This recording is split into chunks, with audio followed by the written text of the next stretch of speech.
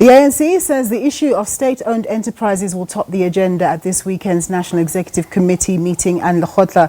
Eskom's failure to keep the lights on resulted in Chairperson Jabu Mabuza falling on his sword last week. Well, for more on this, we cross to our reporter Samkele Maseko, who is at the St. George's Hotel in Irene, Pretoria, for the ANC NEC. Good afternoon, Samkele. So I suppose the most pressing SOE right now in terms of taking action or not taking action is South African Airways, and certainly any talking that's going to happen today will need to translate into action fairly fast, as the stakes are quite high.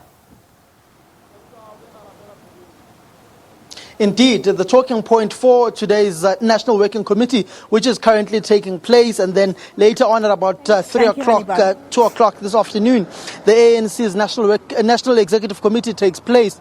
The issue on the table is state-owned enterprises, a particular focus on SAA and in particular Eskom, which will be the key of the deliberations upon in this National Executive Committee of the African National Congress, looking at energy security in the country and the energy generation capacity of Eskom and the building and the capacitation of old power stations of Eskom, which resulted in stage 6 load shedding last year, which prompted President Cyril Ramaphosa to cut his trip short from Egypt to come back and address the issue of load shedding, which led to him saying that there was sabotage and that there would be no load shedding in the country until the 13th of January, which wasn't the case, which ultimately led to Jabu Mabuza resigning as the board chairperson of Eskom after misleading President Cyril Ramaphosa, as said by the Deputy President of the country, David Mabuza, in a question posed to him on whether Eskom and the Minister of Public Enterprises, Pravin Gordhan, misled the President. Just about 5 minutes ago, we did see the convoy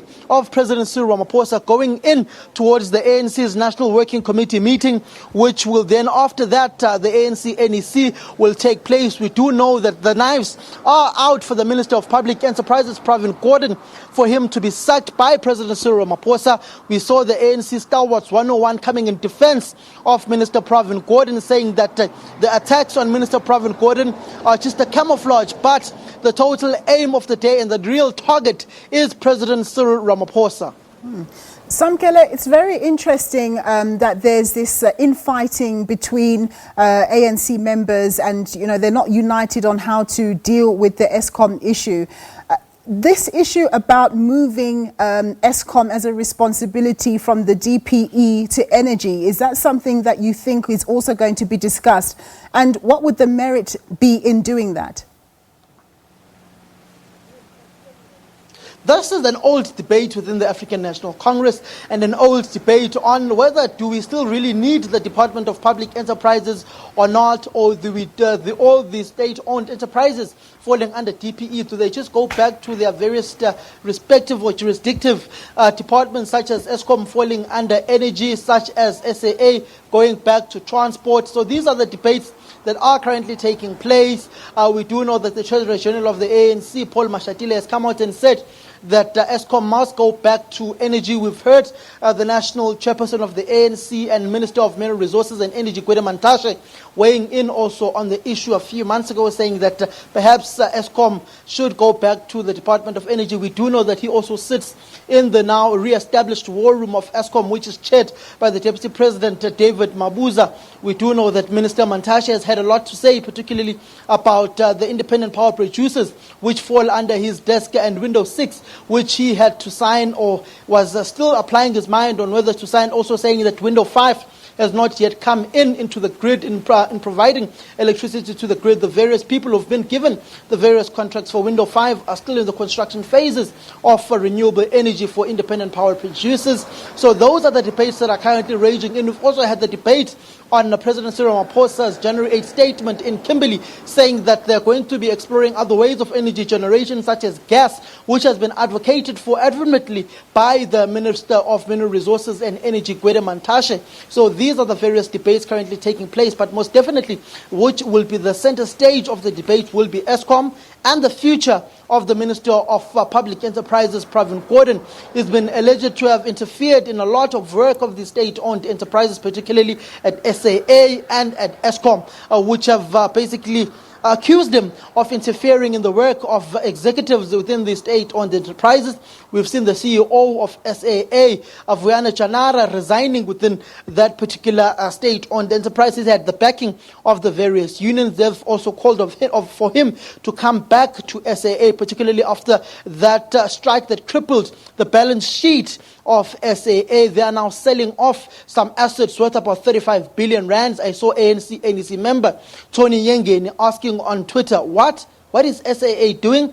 So they are saying that they are selling off some of these Airbuses in order to make way for newer aircraft with the latest technologies. But you've also got issues of energy generation at Eskom. You've got issues with the interim board chairperson of Eskom, which business doesn't seem to have confidence in him. That would be Professor Makgoba, who's affectionately known as being part of the academia sector within South Africa. He's the former vice-chancellor at the University of KwaZulu-Natal. He's the ombudsman within the health fraternity in South Africa. So those are the various issues that are plaguing him. Business doesn't have any confidence in him, saying that he's got no business and corporate experience within South Africa. So they don't have that particular confidence that they, as opposed to the confidence that the business sector and the private sector had when Jabu Mabuza was announced as the board chairperson of Eskom in 2018. Samkele, sticking to the SAA issue, which is more urgent in terms of its viability, we know that it needs some 2 billion rand in terms of just being able to continue operating.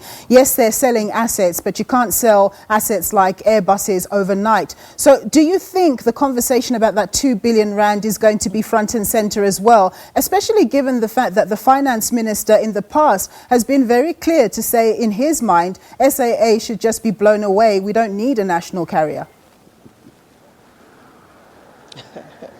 Well, Tito Mboweni, in his engagement as the leader of government to the World Economic Forum in Switzerland, Davos, he said yesterday that he was in conversation with the Director General at Treasury trying to find that bailout, that 2 billion rands for SAA. So it seems to be top priority for government. It seems that both the DG and the Minister of Treasury, that would be Tito Mboweni, and the Deputy Minister, Dr. David Masondo, are all hands on deck in trying to fund those funds in order to pump money into the ailing South African Airways, which is also, as you rightfully said, selling some assets. You remember that one-on-one interview that our colleague Mzwandi Lembeje, the political editor here at the SABC, had to say when that question was posed to President Cyril Ramaphosa on him not being decisive and taking those all-important decisions dictatorially. He said he was not a dictatorial president, and when it comes to SAA, they did stop the liquidation of SAA, and he opted for SAA to go under business rescue, saying that he solely made that decision as the President of the Republic of South Africa. I'm just going to step out of shot and show you who's there's one of the ANC leaders with their blue lights going in now. I thought that was the Deputy President, but it effectively looks like that is